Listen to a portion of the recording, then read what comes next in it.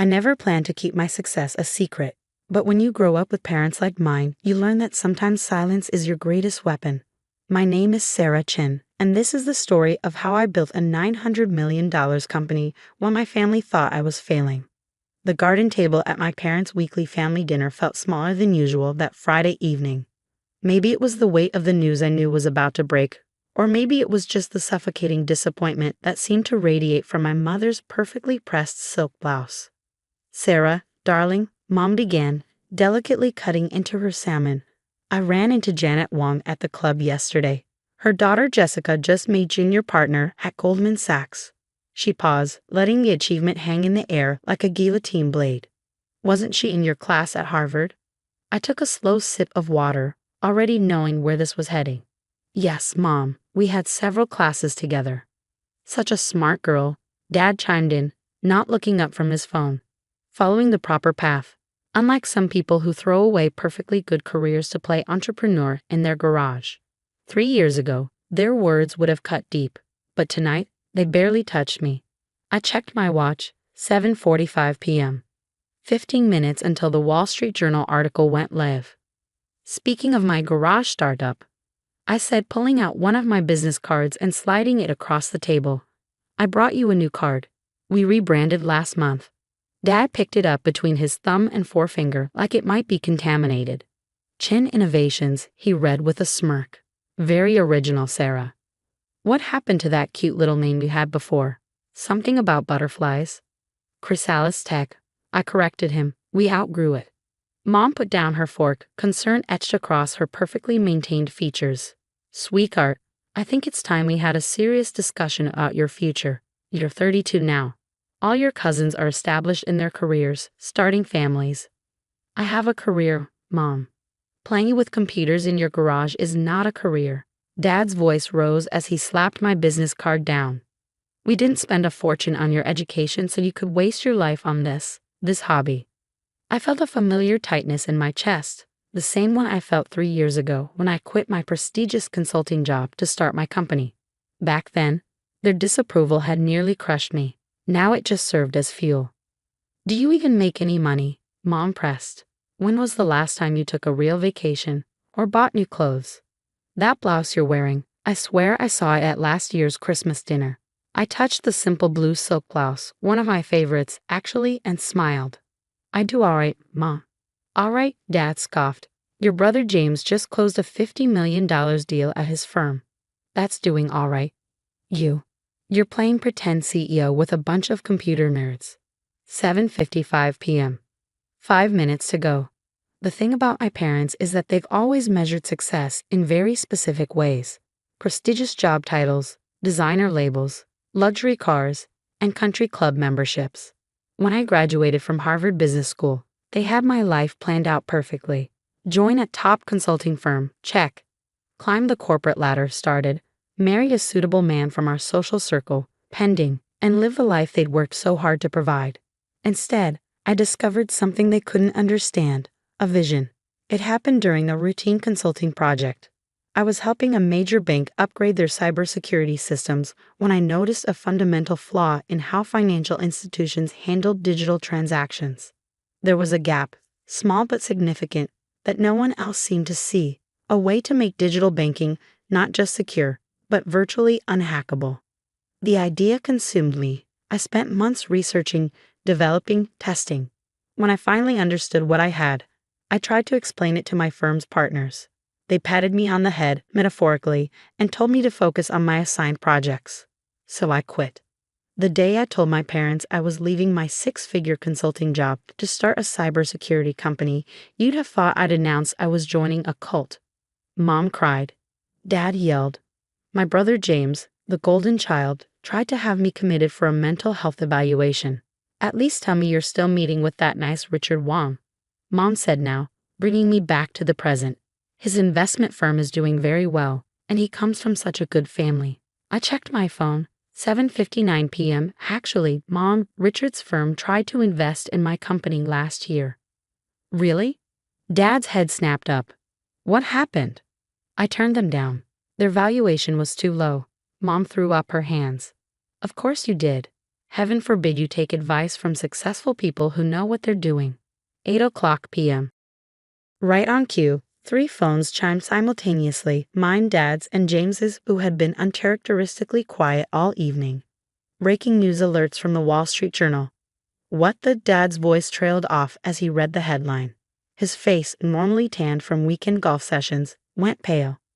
Mom looked between us. Robert, what is it? James let out a low whistle as he read his phone. Holy shit, Sarah. With trembling fingers, Dad read the headline aloud. Tech startup Chen Innovations reveals revolutionary banking security protocol. Major banks bid war drives valuation to $900 million. The silence that followed was the sweetest sound I'd ever heard. You see, while my parents thought I was failing, playing entrepreneur in my garage, I've been building something revolutionary. Those computer nerds they dismissed, world-class engineers and cryptographers who believed in my vision. That garage, a secure development facility with more computing power than most universities.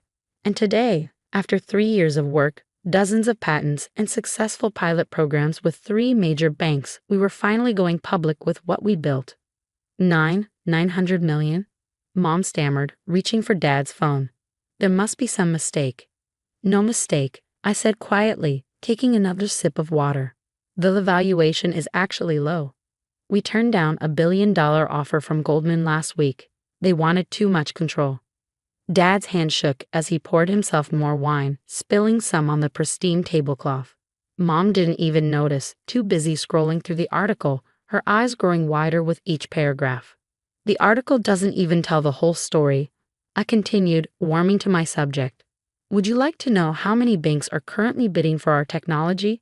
Or how many government agencies have requested meetings? Or maybe you'd be interested in knowing that Richard Wong's firm is now offering 20 times what they offered last year. James let out another whistle. Sis, why didn't you tell me? I could have helped with the legal side. The same way you helped by suggesting I needed psychiatric help when I started the company? He had the grace to look ashamed. Mom finally found her voice. But your clothes, your car, you live in that tiny apartment. I smiled, thinking about the real estate agent who was quietly finding me a new home. Did it ever occur to you that I might have different priorities than designer labels and luxury cars? That success isn't always visible on the surface. All this time, Dad muttered, still staring at his phone. All those dinners where you mocked my choices, belittled my dreams, treated me like a failure. I kept my voice calm, but I could feel years of frustration bubbling up. Yes, Dad, all this time. The garden fell silent again, broken only by the gentle splash of the fountain Mom had imported from Italy. In that moment, I saw my parents clearly, perhaps for the first time. They weren't the all-knowing arbiters of success I'd once thought them to be. They were just people trapped in their own narrow view of what achievement should look like. My phone buzzed again. Another news alert, another article about Chen Innovations. Soon the calls would start. Investors, journalists, potential clients. Our quiet phase was over, and everything was about to change. I stood up, smoothing down my old silk blouse. I should go. It's going to be a busy few days. Sarah, wait, Mom called out as I reached for my bag. We should celebrate. I'll call the club, arrange a party. Actually, I'm hosting a company celebration next week. Nothing fancy, just a dinner for my team.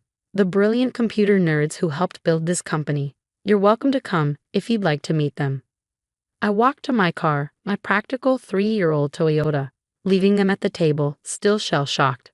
As I drove away, I caught a glimpse of them in my rearview mirror. Dad still staring at his phone, Mom dabbing at her eyes with her napkin, James shaking his head in disbelief. Part 2. The Truth Behind Success. The next morning, my office was barely recognizable. Gone was the peaceful space where I built my company. In its place, a whirlwind of activity filled every corner. PR teams huddled around conference tables, investors waited in the lobby, and my phone hadn't stopped ringing since dawn. Sarah, Goldman's on line 3, my assistant Rachel called out as I navigated through the chaos. And your mother's called 6 times. I paused. Of course she had. Take messages for both. My garage startup occupied the top 3 floors of a renovated warehouse in the city's tech district. Not that my parents had ever visited to know this. The garage they imagined was actually 30,000 square feet of state-of-the-art research and development space. The computer nerds were a team of over 100 brilliant engineers, cryptographers, and security experts from around the world. Team meeting in 5, I announced, heading to our main conference room. As I walked, I caught my reflection in a window, still wearing yesterday's old silk blouse. Mom would be horrified. The thought made me smile. The conference room filled quickly. These faces, some tired from working through the night, others excited by our public revelation, were the real story behind Chen Innovations' success. People who believed in the vision when it was just sketches on a whiteboard. First, I began, looking around the room. Thank you all for your extraordinary work. The security protocols we've developed together will change how the world handles digital transactions. You should be proud. Dr. Patel, our lead cryptographer, raised his hand. What about the acquisition offers? Ah, the billion-dollar question. Literally. As of this morning, we've received offers from 6 major banks and 3 tech giants. I paused, letting that sink in. But we're not selling. The room erupted in cheers. They understood what I'd known from the beginning. Our technology was too important to be controlled by any single institution. My phone buzzed again. Another text from Mom. Darling, the club is free next Saturday for your celebration. I've already spoken to the event planner. I put the phone away. She still didn't get it. Later that afternoon, as I finally caught a moment alone in my office, my mind wandered back to how this all started. Not the moment I discovered the security flaw. That was just the spark. The real beginning was a conversation I had with my grandmother before she passed away. I was still at my consulting job, miserable but too afraid to leave. Grandma Chen, unlike her son, my father, had built something from nothing. She'd arrived in America with $10 and a dream, eventually building a successful import-export business. Sarah, she'd said, holding my hand in her hospital room. There are 2 kinds of people in this world. Those who build their dreams and those who live in the dreams others built for them. Your father, he chose the second path. But you, my girl, you have the builder's spark in your eyes. She passed away 2 weeks later. I quit my job the next day. The early days were brutal. I emptied my savings, sold my designer wardrobe, much to Mom's horror, and moved into a tiny apartment to fund initial development. My first team members worked for equity because I couldn't afford salaries. We really did start in a garage, my landlord's, actually, which we rented for extra workspace. Dad's words from those days still echoed. You're throwing your life away on a fantasy. But we weren't. Every sleepless night, every failed test, every ramen dinner brought us closer to something revolutionary. Our security protocol didn't just patch the vulnerability I'd discovered, it completely reimagined how digital systems could protect themselves. A knock at my office door broke through my memories. James stood there, looking uncomfortable in his $1,000 suit. The receptionist almost didn't let me up, he said, attempting a joke. Quite a change from your garage. I gestured for him to sit. What brings you here, James? Mom's crying, Dad's drinking, and I? He trailed off, looking around my office. I owe you an apology. That mental health evaluation thing. I was wrong. Yes, you were. He fidgeted with his tie. Look, my firm would love to handle your legal work. With all these offers coming in. Stop. I held up my hand. That's not an apology. That's an attempt to profit from my success. His face reddened. Sarah, be reasonable. We're family. Funny, that didn't matter when you all thought I was failing. Another knock saved him from responding. Rachel poked her head in. Sorry to interrupt, but the team needs you. We're seeing some unusual patterns in the test deployment. I stood up. I have to go. Real work to do. Sarah, James called as I reached the door. How did you know? How did you know it would work when everyone said you were crazy? I thought about Grandma Chen, about those early days in the actual garage, about the moment our first prototype succeeded. I didn't know, I answered honestly. I just knew I had to try. That's the difference between builders and dreamers, to James. Builders don't need certainty. They just need courage. Leaving him in my office, I headed to the R&D floor where my team was gathered around a bank of monitors. This was my real family, the ones who believed, who built, who sacrificed. Dr. Patel waved me over. Look at this pattern in the neural network. It's evolving faster than our projections. As I lost myself in the technical discussion, my phone buzzed one last time. A text from Mom. Darling, please. Let us make this right. We're having a small dinner party tomorrow. Just a few close friends who'd love to hear about your success. I turned off the phone. They still didn't understand. This wasn't about them anymore. It never really was. That evening, as the office finally quieted, I stood at the window looking out over the city. 3 years ago, I'd walked away from everything my parents valued. Prestige, security, status. In their eyes, I'd chosen certain failure. But standing there, watching the sunset reflect off neighboring buildings, I realized something important. Success isn't just about proving others wrong. It's about proving yourself right. My practical Toyota still sat in the parking lot, now surrounded by news vans. The old silk blouse hung comfortably on my shoulders. Tomorrow, I face more investors, more journalists, more family drama. But tonight in this moment, I was exactly where I needed to be. My phone lay silent on my desk, but I knew what was happening across town. Mom would be calling her friends, trying to spin this revelation into something that fit her worldview. Dad would be researching my company, finally reading the patents he'd dismissed as fantasy. James would be calculating how to benefit from his connection to me. Let them. Their actions said more about them than they ever did about me. Dr. Patel appeared at my door. Sarah, the team's ordering dinner. That little Vietnamese place you love. Want to join? I smiled, thinking about the celebration Mom was probably still planning at the country club. Absolutely. As we walked to the elevator surrounded by empty energy drink cans and whiteboards covered in complex algorithms, I felt a deep sense of peace. This was success, not the valuation, not the headlines, but this. Building something meaningful. Leading a team that shared my vision. Staying true to myself even when everyone I loved said I was wrong. The next morning, a package arrived at my office. Inside was an old, worn business card for Chen Imports and Exports, and a handwritten note.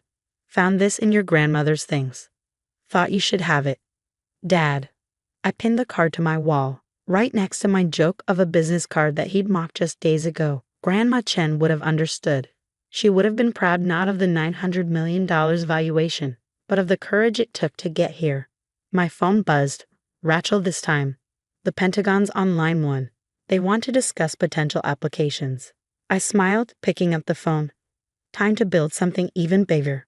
Because that's what builders do. We don't wait for permission. We don't need validation. We see possibilities where others see problems, and we have the courage to chase them. As for my parents, maybe someday they'll understand that success isn't always measured in designer labels and country club memberships. Maybe they'll learn that true achievement often comes quietly, wrapped in determination and late-night coffee runs rather than silk and status. But even if they don't, I know who I am. I'm Sarah Chin, and I build things that matter.